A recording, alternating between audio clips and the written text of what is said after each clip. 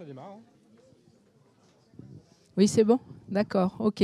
Bon, bonjour à tous. En tout cas, merci beaucoup de nous accueillir, Alexandre et moi-même, à cette présentation. Vas-y, Alexandre, Très bien. présente-toi. Moi, je suis Alexandre Dieppe, RTE du Train Plateforme, et je suis arrivé à la SACEM il y a un peu moins d'un an. Et dans ma vie passée, j'ai eu l'occasion d'occuper des postes de Scrum Master, de coach agile, de RTE, chez différents clients. Bon, et moi, je suis donc Sylvie Labouesse. Je suis CTO à la SACEM, c'est-à-dire Chief Technology Officer. Et c'est-à-dire qu'en fait, le bon cœur de métier, c'est les infrastructures. Hardware, software, les data centers, le cloud public aussi. Toutes ces dimensions-là, en fait, qu'on ne voit pas dans le système d'information. Mais bon, les applications, elles ne tournent pas dans le vide. Donc, il y a besoin d'un socle et c'est de ça dont il s'agit. Voilà. Donc en fait, là, l'idée, c'était de vous faire un petit retour d'expérience sur une année et un peu plus maintenant. On va dire qu'on vient de faire notre 7e PI Planning, là, il y a la semaine dernière, sur le train plateforme. Donc on a appelé ça la plateforme, donc le socle en fait du système d'information. Et l'idée, c'est de vous faire un petit feedback, un retour d'expérience sur ce sujet. Donc la SACEM, en quelques mots. Pour aller très très vite, la SACEM, c'est la Société des auteurs, compositeurs et éditeurs de musique, qui est une entreprise à but non lucratif. Donc en fait, on collecte de l'argent, mais l'objectif, c'est de redistribuer le maximum de cet argent en fait, aux auteurs, compositeurs et éditeurs de musique pour qu'ils puissent vivre de leur création, en fait. C'est ça l'enjeu et la valeur profonde, en fait, de la SACEM. C'est une vieille maison, la SACEM, et en fait, depuis une dizaine d'années, elle est en train d'être complètement modernisée, digitalisée, etc. Un petit peu moins de 10 ans, ça a commencé dans les années 2015-2016, en fait, à peu près. Voilà, elle a été fondée en 1851, cette entreprise. Elle ne fait donc ni épargne ni profit. Toutes ses ressources sont utilisées pour répartir les droits aux auteurs, compositeurs et éditeurs. Et elle joue aussi un rôle de prévoyance. Par exemple, pendant le Covid et le confinement, il n'y avait plus du tout de concerts live. Et en fait, il y a des artistes qui se sont retrouvés dans des situations très, très précaires. Et en fait, il y a un fonds de solidarité, voilà, des choses de ceci, il y a des allocations. Enfin bon, bref, je passe. C'est la première société d'auteurs, compositeurs, éditeurs de musique au monde en termes de collecte. Alors nous, on ne parle pas de chiffre d'affaires, on parle de collecte, voilà, puisqu'on reverse tout. Voilà. Et en fait, l'un de nos KPI, c'est notre taux de fonctionnement qui doit être inférieur à un certain taux qui est un peu confidentiel, je ne peux pas vous en parler. Mais en fait, tout ce qu'on collecte, on doit le reverser au maximum, moins nos frais de fonctionnement. Voilà, c'est ça l'idée. Donc, je vous passe nos missions essentielles. Collecter et répartir. Donc, on répartit au trimestre parce qu'on répartit aussi tout ce qui est streamé sur tous les canaux de diffusion télé, radio et online. Donc, Deezer, Spotify, Apple Play, Google Play, etc. Facebook, depuis le Covid, en fait, comme il y avait des artistes qui se produisaient sur Facebook et que Facebook en fait, profitait du contexte, en fait, sans reverser forcément quoi que ce soit à ceux qui se produisaient sur le réseau social. Nous avons contractualisé finalement un contrat avec Facebook et on contractualise soit pour un territoire qui est le pays, la France, ou l'Europe, ou worldwide, selon les contrats. Il y a aussi les grands comptes comme, je sais pas, le groupe Accor, par exemple, Carrefour, Intermarché. Dès qu'il y a de la musique quelque part, même chez votre coiffeur, quand vous allez vous faire couper les cheveux. Sauf que là, on ne sait pas trop ce qui passe comme musique, mais en fait, il y a des contrats avec donc la diffusion indirecte. Et en fait, en fonction du nombre de salariés, du nombre de sièges, par exemple, pareil pour les cafés, hôtels, restaurants, en fait, il y a un forfait annuel. Et voilà. Et tout ça, c'est les petites rivières qui alimentent, les petits ruisseaux, pardon, qui font les grosses rivières en termes de collecte pour les artistes. Voilà. Donc, en fait, c'est environ 200 000 membres. La SACEM, elle est gérée par ses membres. Le conseil d'administration, c'est un tiers auteur, un tiers compositeur, un tiers éditeur de musique. Il y a 166 millions d'œuvres dans notre répertoire qui sont déposées et donc protégées, au sens sur lesquels on peut collecter des droits de diffusion. 375 000 clients. Voilà, direct ou indirect. Donc, tous les coiffeurs, les cafés, hôtels, restaurants, etc. On a 60 agences en fait en région et dans les DOM aussi pour collecter en local dès qu'une entreprise lucrative se crée et décide d'utiliser la musique pour agrémenter son business. Alors la discothèque, c'est pas agrémenter son business, c'est son cœur de business, c'est pas pareil. Et là, c'est déterministe en fait la collecte des diffusions, on sait ce qui est diffusé. Par contre, un coiffeur, on ne sait pas ce qu'il diffuse. S'il met la radio, ben, en fait, peu importe la chaîne. De toute façon, le canal radio, on va le facturer sur ce qu'il diffuse réellement. Mais bon, le facteur, il paye un forfait. Voilà, c'est ça l'idée. Et ça fait partie des 375 000 clients. Donc, il y a une présence internationale de la SACEM dans 97 pays. Il y a 1350 collaborateurs à la SACEM, plus de 100 prestataires, surtout, enfin, essentiellement à la DSI.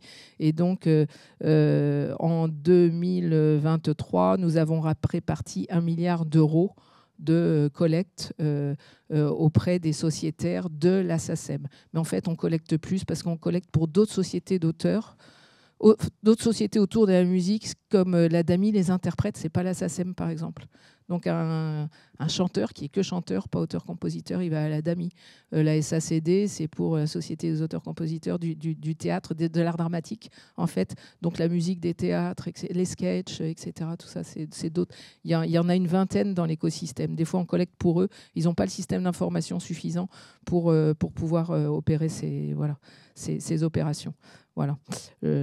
Ensuite, donc la démarche. Alors, qu'est-ce qu'on a fait? L'agilité à la SACEM, en fait, on a commencé autour de, on va dire, 2019-2020. Et effectivement, on s'est essayé à une démarche produit agile en se faisant accompagner d'une entreprise qui s'appelle les Suricates et qui nous ont aidés pendant un moment. On a fait une phase de diagnostic du modèle opérationnel de la DSI avec beaucoup d'ateliers, des évaluations de l'agilité, des interviews, des ateliers de cartographie, mais surtout orientés développement. Alors moi, sur les infras, les devs...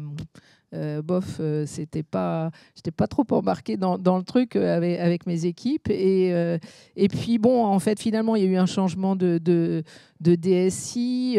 Et en fait, on a redonné une nouvelle dynamique en fait, à cette approche agile. Et en fait, il y a eu une présentation au CODIR de la SACEM en fait, du nouveau modèle opérationnel de la DSI. Et notre objectif, c'est d'embarquer toute la boîte dedans. En fait. Ce n'était pas uniquement de faire de l'agilité pour l'interne de la DSI et être plus performant. Enfin, de toute façon, on développe de la valeur au global pour l'entreprise, bien entendu. Mais voilà, on est reparti dans une nouvelle dynamique. On s'est fait accompagner d'une autre société qui s'appelle Acoba maintenant, ex-Sapient Publicis. Et on a embarqué aussi les instances de représentation du personnel parce qu'en fait, SACEM, c'est une société où la force en fait, des représentants du personnel et le bien-être au travail est important, comme dans toutes les boîtes, je suppose. Et là, en fait, l'idée, c'était de casser pas mal de choses en termes d'organisation avec cette approche. Et en fait, notamment dans mes équipes, moi j'avais la production informatique applicative, mais aussi sur les infras et sur les applications. Et en fait, j'avais déjà commencé à essayer d'aligner mes ingénieurs de prod, mes ops, en fait, sur les différents trains métiers, enfin les différents domaines métiers, parce qu'on n'en parlait pas encore de trains à l'époque, et sur les différents domaines métiers de la DSI, qui étaient donc les études et développement, en face de chacune des directions métiers. Puis finalement, en fait, toute la SACEM s'est réorganisée en fait, sur pas mal de choses. Donc, on a présenté en mai 2022 notre programme de transformation. On a lancé la COP PMPO en septembre 2022, mais avant, en fait, il y a des trains métiers qui ont démarré. Alors, on appelle ça des trains métiers, c'est dans notre vocabulaire pour distinguer du train pas métier. C'est un autre métier, c'est celui du SI du SI. Le SI du SI, c'est la plateforme, en fait, c'est les infrastructures. Donc, en fait, il y a eu un premier train agile, un Agile Release Train qui a été démarré en janvier 2022 côté documentation. Ce qu'on appelle la documentation, c'est le répertoire de la SACEM. Donc, quand Jean-Jacques Goldman il co-crée avec Pascal Obispo, en fait, et puis peut-être encore avec avec un troisième. Eh bien, en fait, avant, c'était un tiers, un tiers, un tiers, la répartition. Maintenant, ça peut être 90% Jean-Jacques Goldman, allez, 3% Obispo, et puis 7% quelqu'un d'autre. Donc, en fait, le système d'information est très compliqué, très, très complexe, et il est cœur de métier. Il y a pas, ça n'existe pas sur le marché en fait un SI pour gérer en fait le droit de propriété et comment en fait on va adresser selon le média de diffusion, selon comment c'est exploiter l'œuvre, comment on va rémunérer l'auteur-compositeur et comment on va facturer d'ailleurs tous les diffuseurs, etc. C'est tout un voilà.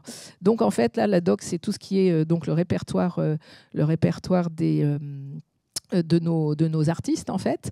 Le train SPC, il a démarré derrière. SPC, ça veut dire sociétaire, et portail CRM. En fait, c'est tous les portails web exposés sur Internet et qui ont trait aux sociétaires, donc aux auteurs, compositeurs, éditeurs de musique, ou ceux qui sont en devenir. Si vous écoutez bien les chansons des rappeurs, presque tout le temps dans leurs paroles, ils remercient la SACEM. C'est très étonnant parce qu'en fait, tous les jeunes, je parle des rappeurs, c'est un peu anecdotique, mais en fait, tous les jeunes qui cherchent à se produire en fait dans la musique, ils ne sont pas forcément accompagnés. Et en fait, nous, il y a cette démarche d'essayer de les accompagner et donc de faire de l'aide à projet et puis de les accompagner dans leur développement de carrière, etc. Voilà. Et donc, en fait, sur notre portail web, il y a une aide à projet, enfin, une aide action culturelle et aide à projet. Alors, le train réparte comme la répartition des droits. Donc déjà, avant de répartir, il faut collecter. La collecte, on ne le voit pas, mais elle est cachée dans doc et dans réparte un peu aussi.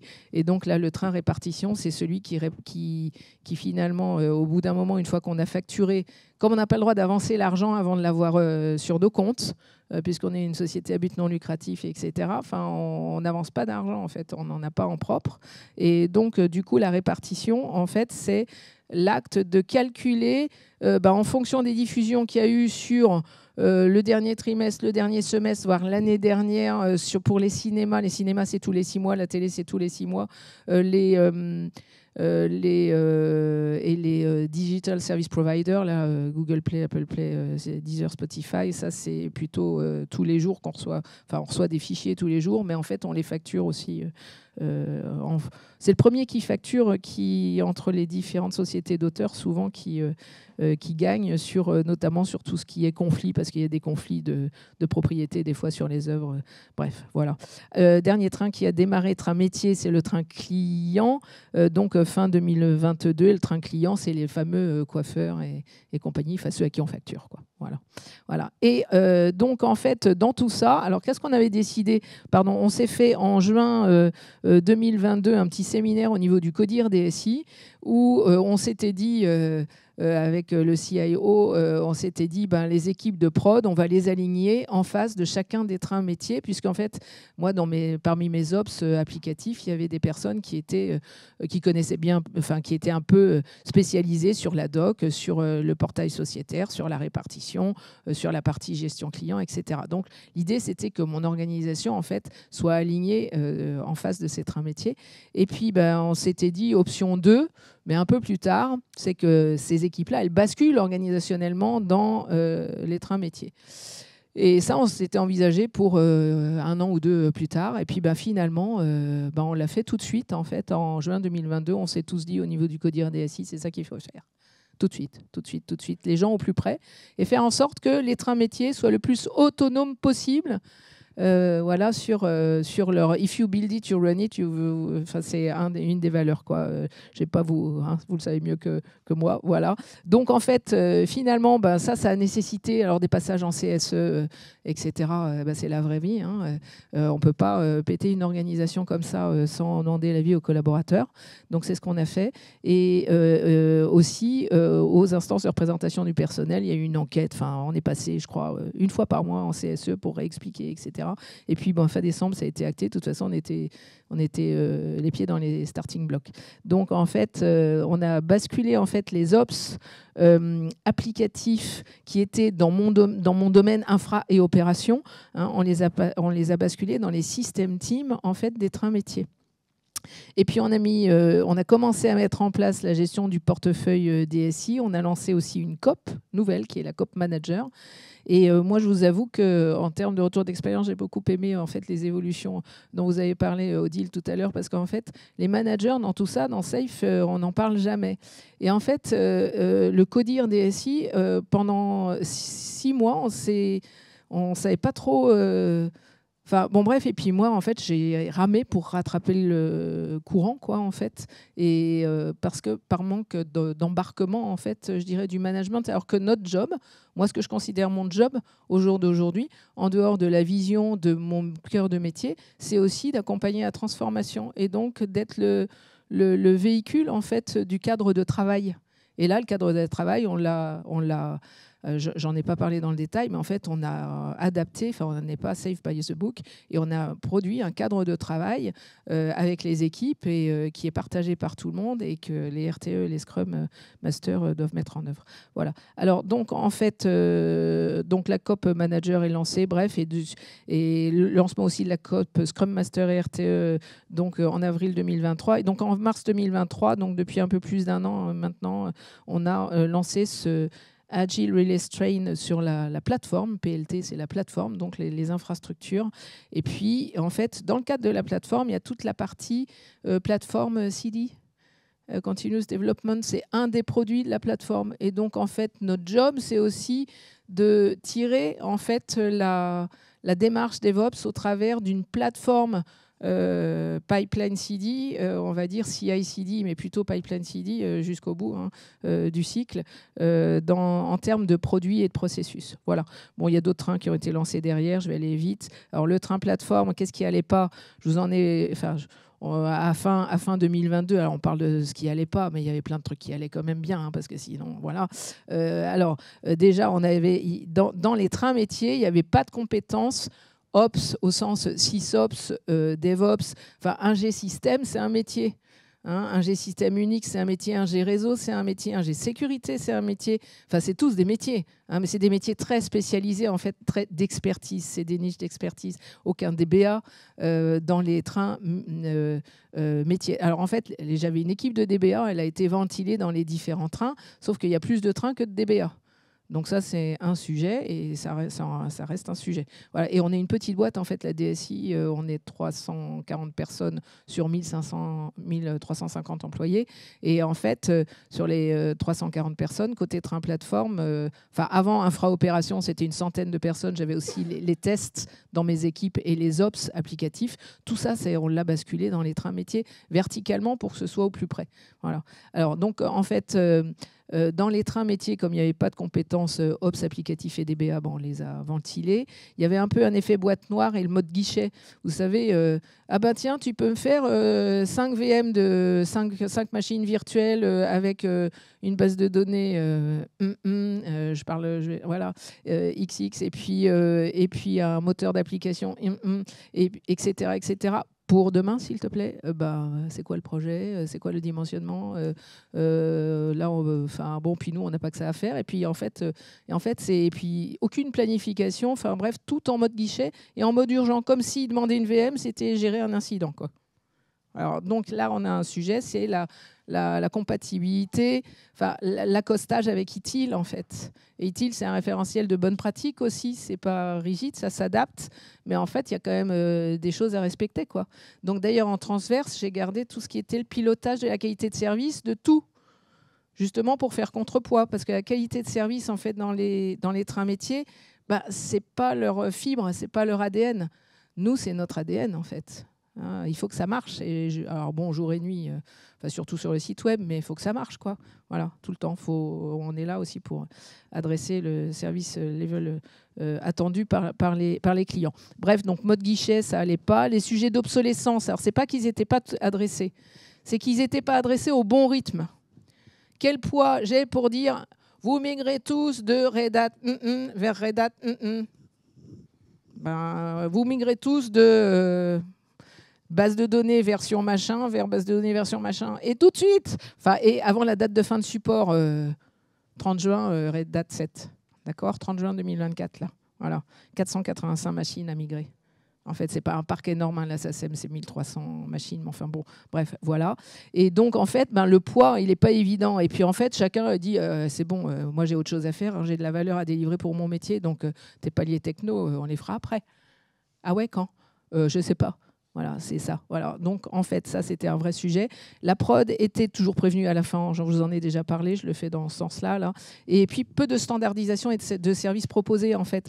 Le catalogue, en fait, des produits d'infrastructure, c'était pas simple, quoi. En fait, on est en train de le faire, en fait.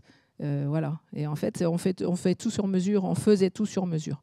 Donc voilà un petit peu le cadre. Maintenant, notre stratégie, c'était rendre autonomes les trains métiers et faire en sorte de ne pas être un goulet d'étranglement, mais plutôt aussi accompagner la démarche et puis y aller.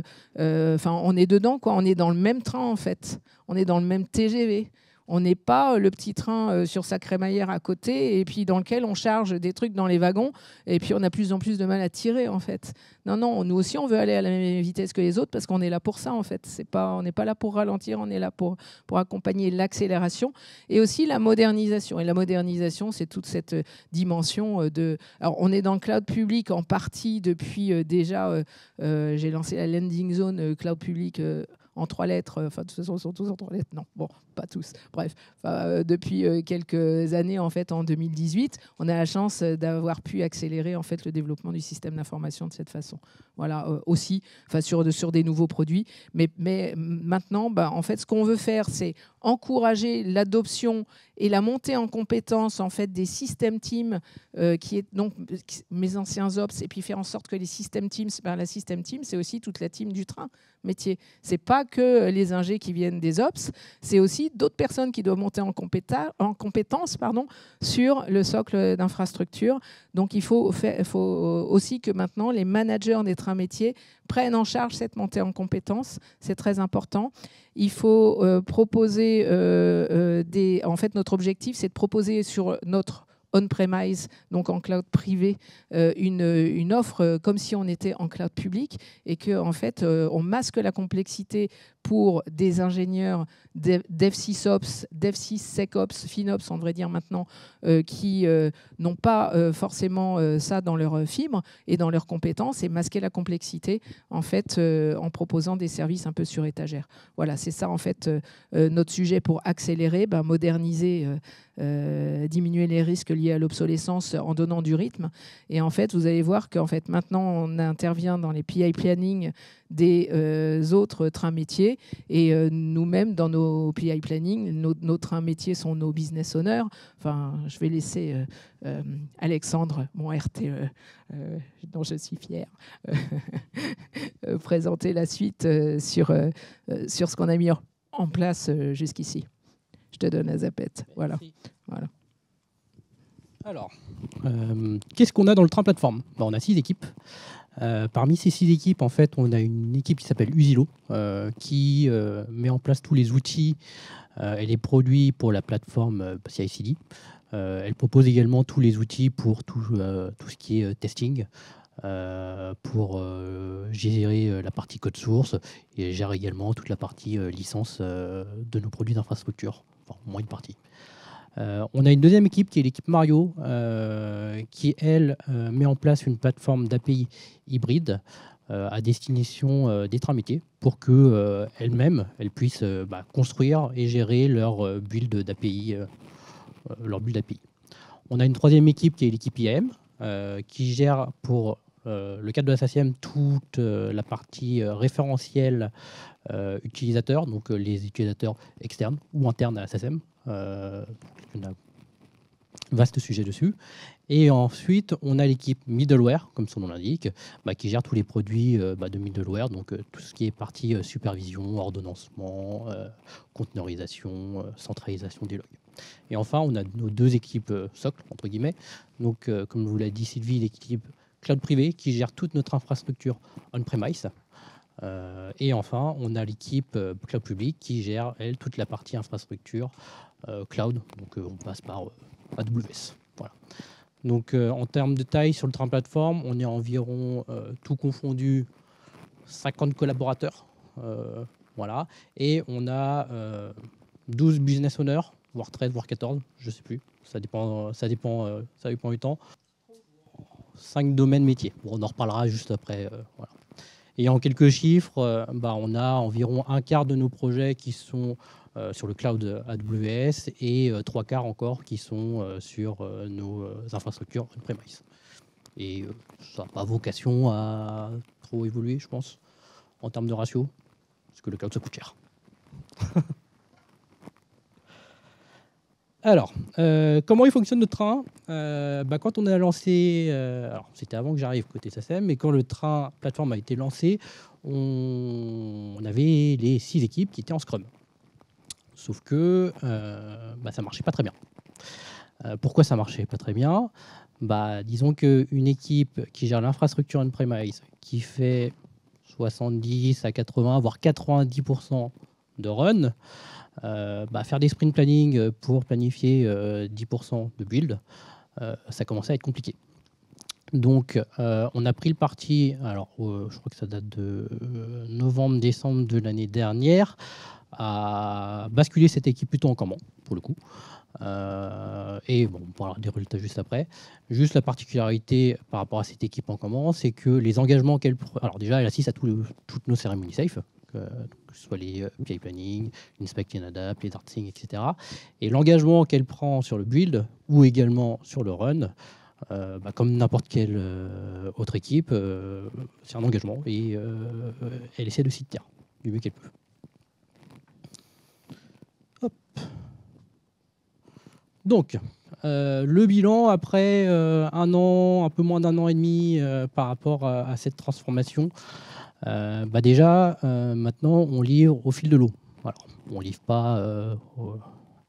J'aimerais bien qu'on livre à la fin de chaque sprint, mais ces produits d'infrastructure sont souvent des produits assez gros, donc on a quand même un sujet de découpage, mais on arrive au moins à produire de la valeur à la fin de chaque incrément, voire tous les 2-3 sprints, sachant que dans le mode de fonctionnement, on est sur du 6 sprints de 2 semaines par incrément. Chose très importante, dans les slides précédentes, je ne sais pas si vous avez vu, il y avait un chantier CD Pipeline qui a été lancé en 2023. Non, 23, c'est au moment où j'étais arrivé, les chantiers, les assessments. Voilà, donc en fait, le DevOps et le CI/CD est devenu l'affaire de tous.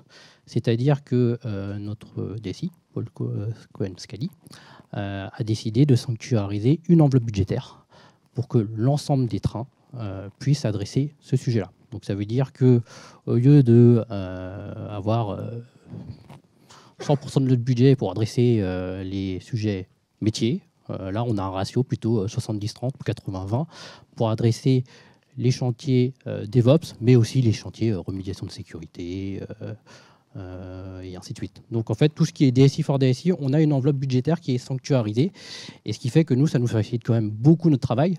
Quand on met en place des outils de CI/CD, d'avoir de la bande passante dans les trains métiers pour qu'ils puissent les utiliser, mais pas seulement les utiliser, mais qu'ils puissent également monter en compétence dessus, parce que le DevOps, il y en a qui ne savent pas encore trop ce que c'est, parce qu'il y a encore 2 ou 3 ans, par exemple, on avait des intégrateurs qui étaient côté infra et opération qui faisaient toutes les installations des applicatifs pour le compte des développeurs. Donc c'est un acte fort et un changement fort et ça nous sert réellement dessus. On commence à avoir un catalogue de services standardisés et utilisés dans le cadre de la SACEM. Par exemple, la partie cloud public, la partie CD Pipeline, la partie API Management. Et j'ai mis les 3 petits points parce que le reste est en cours de construction.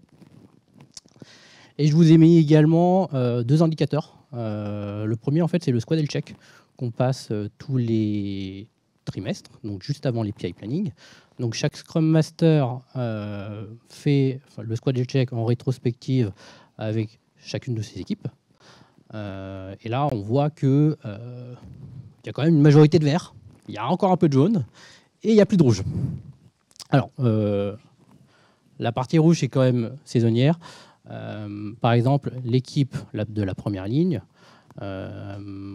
en PI de décembre 2023, 3, ils avaient 3 ou 4 des indicateurs qui étaient dans le rouge, notamment sur la partie pion joueur, le rythme soutenable, le délivré de valeur et la rapidité, je crois, de mémoire. Et ça, c'était juste avant qu'on prenne la décision de basculer ou non en command. Donc ce squad health check nous a aussi permis de prendre ces décisions avec Sylvie, avec les managers et aussi avec l'équipe concernée pour tenter un nouveau modèle et un nouveau fonctionnement. Et le résultat, on l'a que en fait, ce squad health check il date de la semaine dernière, parce qu'on a fait l'inspect et l'adapt et le PI la semaine dernière. Donc ça a quand même mis 6 mois à ce que ces indicateurs repassent, pas encore dans le vert, mais au moins dans le jaune. Et à contrario, vous voyez qu'il y a une équipe où vous avez 3 indicateurs qui sont passés dans le jaune. Et c'est un sujet qu'on doit traiter incessamment sous peu. Donc voilà. Deuxième indicateur que je vous ai mis, en fait, ça c'est un sondage qu'on envoie à nos utilisateurs, donc c'est-à-dire business owners et également tous les tech leads de la SACEM sur comment vous percevez les produits et quel est votre niveau de satisfaction par rapport aux produits fournis par le train plateforme. Donc, on est au-dessus de la moyenne, mais le plus important, c'est plutôt comment cette note évolue. Donc, en septembre 2023, au moment où je suis arrivé, le niveau de satisfaction, il tournait plutôt aux alentours de 2,8, 2,7. Et là, on a réussi à remonter la moyenne jusqu'à 4. Mais ça a pris 4 incréments pour gratter un point de satisfaction. Et comme vous pouvez le voir, on a toujours des insatisfaits, parce qu'il y en a qui ont mis une note de 1, malheureusement. Et il y a des sujets où on est tout juste au niveau de la moyenne. Comme je vous disais, on est transparent, on délivre au fil de l'eau, mais en fait, nos utilisateurs ont toujours du mal à voir l'avancement de nos travaux pendant l'incrément. Donc là, on sort d'Inspect et d'Adapt, on a pris le parti de retravailler notamment les sprint reviews de chacune des équipes pour pouvoir inviter plus de personnes et donc des utilisateurs finaux, donc des développeurs, les tech leads, à nos sprint reviews. Voilà. Et l'autre point qu'on a pris, c'est comment mieux communiquer sur la partie décision, décalage qu'on constate notamment lors de nos hard sync. C'est comment mieux communiquer ces informations à nos utilisateurs et à nos business owners. Donc, voilà. Et l'autre point que vous voyez qui est en rouge, c'est la visibilité sur les prochains trimestres, donc un peu notre feuille de route. Donc là, on a un chantier où on doit se voir début juillet pour travailler sur cette fameuse feuille de route du train plateforme. On n'est pas encore totalement satisfait.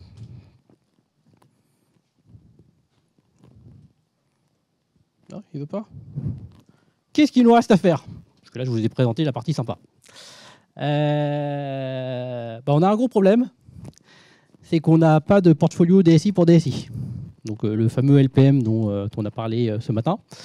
Actuellement, sur le papier, il y a une première session qui a essayé de se monter il y a à peine un mois, mais on a encore des soucis de priorisation pour les épiques de la DSI pour la DSI. Mais ce qui fait que forcément, nous, quand on arrive avec des sujets, que ce soit de remédiation, de montée de version, ou même d'appropriation de nouveaux outils, en lien avec le DevOps, les trains métiers, ils ont leur feuille de route métier et il faut qu'on arrive à rentrer dedans. Et parfois, on n'est pas d'accord avec cette priorisation, forcément, vu qu'il n'y a pas de LPM dessus. Je vous avais mis, on avait 12 ou 13 business owners pour 5 domaines différents, qui fait qu'on a en moyenne 2 à 3 business owners représentant par domaine. Il y en a trop. Déjà que quand on est au sein d'un domaine, pour se mettre d'accord entre nous, c'est compliqué. Mais quand on adresse 13 business owners sur les sujets de la plateforme, pour les faire prioriser, ça devient vite la cacophonie et c'est ce qu'on vit actuellement. Une particularité, c'est le rôle de système architecte. Il a été peu utilisé dans la SACEM, dans les trains. Là, on pousse pour que les systèmes architectes soient reconnus et que ce soit un rôle à part entière, pour le coup, et que demain, ils deviennent potentiellement l'unique point d'entrée et le business owner du train plateforme. Ça, c'est dans leur rôle déjà affiché qu'ils doivent être les business owners du train plateforme. par contre, c'est pas forcément une exclusivité. Non. Voilà. voilà. Ça, on est en train de le travailler. Comme il y a de l'humain tout derrière, tout ça. D'où le point d'interrogation. Voilà. C'est pas encore totalement. On a aussi la partie montée en compétences des métiers.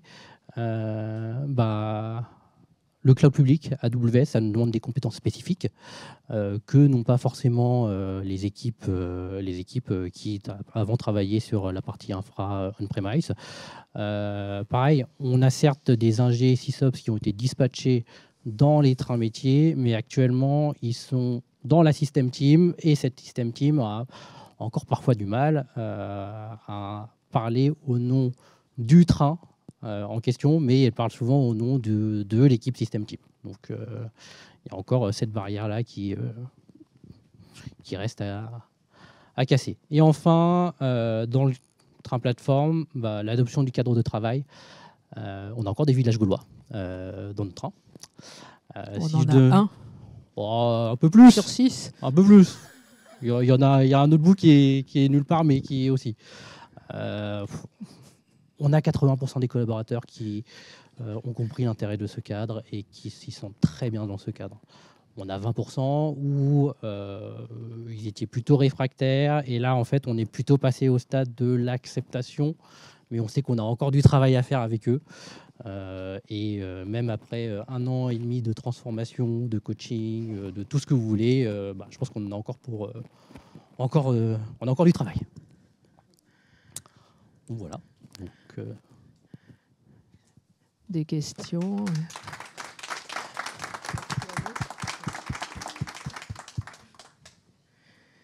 Je voulais juste vous dire que dans le train plateforme, en fait, dans mes équipes, il y a aussi la partie Modern Workplace.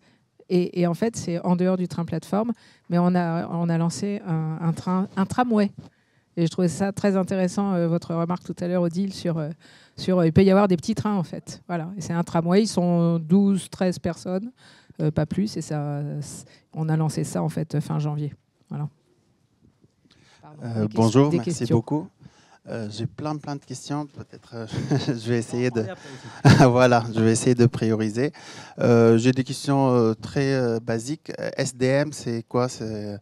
Alors, le SDM, c'est le Service Delivery Manager. Donc, en fait, les SDM, alors c'est très utile, puisque en fait, on fait de la prod des infras et plus la prod applicative.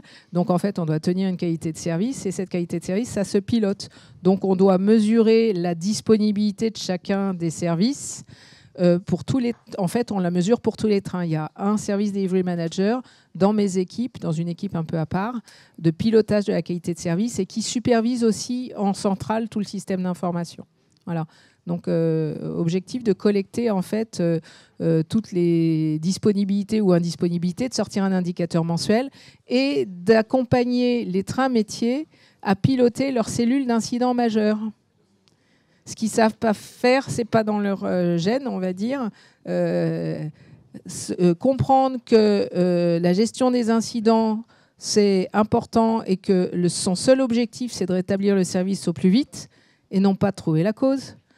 Ça, c'est après. Voilà. En fait, c'est pas inné. Donc, en fait, les SDM, ils portent aussi cet accompagnement en fait, des trains métiers sur les bons gestes en termes de processus qui contribuent à la qualité de service, gestion des changements. Je passe par un cab avant de faire tout changement, je vérifie tout un tas de critères. C'est encore perfectible. Je sais faire la gestion des incidents et mobiliser les gens. J'ai un annuaire pour savoir qui appeler dans quel cas, etc. et qui pilote la cellule d'incident majeur. Et le SDM, il est là un peu en garant en fait, de ces gestes. Merci beaucoup. Une autre question pratico-pratique. Est-ce qu'il y a eu des formations pour l'engagement et quel type de formation? Leading Safe. Je crois que tous les collaborateurs sont passés à Leading Safe en 2022, si je ne dis pas de bêtises. Tous les internes. Tous les internes, voilà. Ouais, tous les internes sont passés à la moulinette Leading Safe. Alors, on avait un ratio interne un peu moins élevé, hein, pour le coup. Je vois des têtes.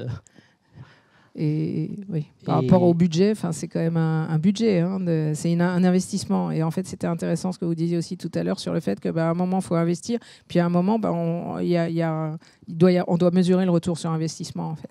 Voilà. Et là, actuellement, en tant que RTE, donc on est plusieurs RTE, hein, On porte des formations d'une demi-journée sur l'onboarding, sur le cadre de Safe pour tous les nouveaux arrivants, donc aussi bien prestataires que internes. Merci. Une dernière, je ne veux pas monopoliser.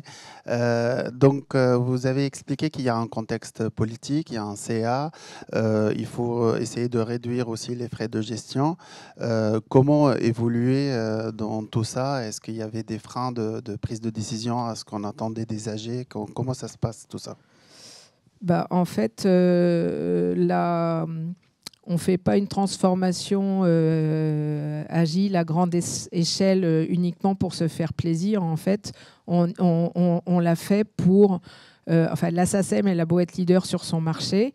Au jour d'aujourd'hui, grâce au cloud public, un nouvel entrant sur le marché de la propriété intellectuelle peut capter tous les jeunes auteurs-compositeurs qui veulent se lancer et puis construire son système d'information sur du cloud public très très vite. Donc, en fait, il y a de plus en plus de plateformes qui se créent sur Internet et qui proposent des services de rétribution, en fait, comme le fait la SACEM, à moindre frais, mais pas avec tous les services qui sont proposés et pas avec la même sécurité. Donc, en fait, on avait besoin de faire du time to market. Et ça, c'était un mot à la SACEM, c'était tabou, en fait. Le time to market, c'était tabou. Pourquoi ? Parce qu'en fait, notre job, c'est pas de faire du chiffre d'affaires. Sauf que notre job, c'est de faire en sorte qu'on collecte le maximum de choses, de diffusion pour les artistes, et qu'ils ne soient pas lésés dans l'utilisation de leur création sur lesquelles ils ne seraient pas rémunérés. Donc, en fait, à un moment donné, en fait, on a tiré la DSI, c'est peut-être un peu présomptueux, mais elle a beaucoup contribué à tirer toute la boîte vers une transformation pour se digitaliser, aller plus vite et être là où il fallait, en fait. Voilà. Et je ne vous parle pas de l'écosystème de la musique dans le monde entier. C'est très, très, très, très compliqué, en fait. Hein. Très compliqué. Donc, par exemple, là, la boîte américaine équivalente à la SACEM, qui était une OGC, comme nous, un organisme de gestion collective, vient de se privatiser et elle a parmi ses actionnaires un actionnaire minoritaire qui s'appelle Google. Qu'est-ce que vous voulez qu'on fasse face à des entreprises qui, en fait, ont des trésors de guerre et qui leur permettent d'investir dans de la R&D. Ils nous aident beaucoup aussi, l'IA, etc. Mais voilà, donc en fait, il y a un vrai sujet dans l'écosystème de la musique. Alors, donc la DSI, c'est... Pour compléter, donc, il y avait le sentiment d'urgence, parce qu'il y a 10 ou 15 ans, la partie online représentait peut-être quelques dizaines de millions d'euros collectés. Aujourd'hui, on est sur plusieurs centaines de millions d'euros. Donc, et quand on dit online, c'est parce que les données que nous envoient les Spotify, les TikTok et ainsi de suite, c'est une masse de données qu'il faut traiter, qu'il faut répartir. On n'avait pas ça avant. Et l'autre sujet, pour comment on est arrivé à cette transformation, la transformation est aussi plutôt arrivée pour le coup par le haut. Parce que notre premier sponsor, ça reste notre DSI, qui a vendu ça à son conseil d'administration. Mais la transformation est venue du haut et c'est pour ça qu'on a un rythme de lancement de train qui est de l'ordre d'environ, je dois bien regarder, 1 tous les 3 mois. Et là, en fait, on a 90% de la DSI qui sont dans des trains, pour le coup. Et ceux qui ne sont pas dans les trains, ils font de l'agilité. Bon. Sur un nombre global de combien ? Dans la DSI, il y a combien ? Les 340 non, mais en fait, au global, je ne vois pas ce qui n'est pas en safe. Oh, si, il y a toute la partie des... Il y a la partie... innovation, socle, etc. Alors, l'innovation, ouais. Enfin, l'innovation, c'est en fait c'est une équipe effectivement qui défriche des technos. Et par exemple, on a fait la première blockchain sur la musique, ce qui s'appelle Music Start, qui permet en fait à des auteurs-compositeurs de pouvoir valider l'antériorité de leur création. Et en fait, ça sort de cette équipe-là. Effectivement, ils ne sont pas en safe, mais ils sont très peu nombreux. Enfin, ils sont 4. Donc, on a 5 trains et 3 tramways. Ouais. 3, voilà. Ouais. Pour 350 collaborateurs. Enfin, un peu moins, 320, 330, vu qu'il y a les 10% qui ne sont pas dans les trains. Comment on se retrouve avec 12 BO dans un train de 50 personnes ? Alors, il y a un sujet historique. Au démarrage du train plateforme, les premiers BO, C'était mes anciennes équipes Ops applicatives. Et en fait, petit à petit, en fait, il fallait démarrer et puis il fallait les embarquer aussi et qu'ils gardent le lien. Et aujourd'hui, on s'aperçoit, nous, on mûrit côté train plateforme. Notre objectif, c'est de faire des briques sur étagère, des briques de machines virtuelles standards, en IAC, en infrastructure as code, pardon, voilà, et qui soient à la main des systèmes team des trains métiers, dont les anciens ops de prod applicatifs font partie. Et en fait, c'est un moyen de faire le lien. Mais là, on va passer à une autre vitesse et on y va petit à petit. En fait, ça fait partie de la conduite du changement. En fait, il y a des fois, il y a des choses qui nous apparaissent lumineuses. On se dit mais pourquoi on a fait ça pourquoi on en est là en fait. Mais bon, il faut aussi donner du temps aux gens, du temps au temps, mais aux gens pour s'approprier. Puis il faut communiquer, il faut y aller petit à petit. Il faut ménager les susceptibilités. C'est pas toujours facile en fait. Voilà. Super, merci beaucoup. On peut encore les applaudir, je pense. Merci à vous. Merci beaucoup. Merci.